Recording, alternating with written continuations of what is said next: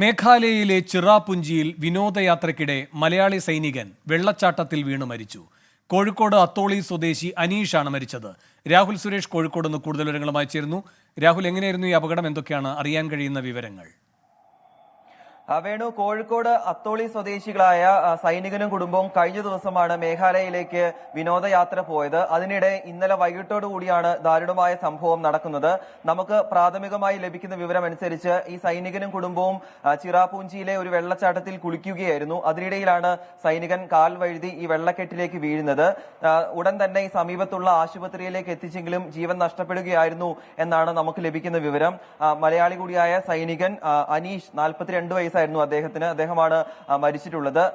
നടപടിക്രമങ്ങൾ പൂർത്തിയാക്കിയ ശേഷം മൃതദേഹം നാളെ നാട്ടിലെത്തിക്കുമെന്നാണ് നമുക്ക് ഈ ഘട്ടത്തിൽ ലഭിക്കുന്ന വിവരം. വേണു, രാഹുൽ സുരേഷാണ് കോഴിക്കോട് നിന്ന് വിവരങ്ങൾ നൽകിയത്.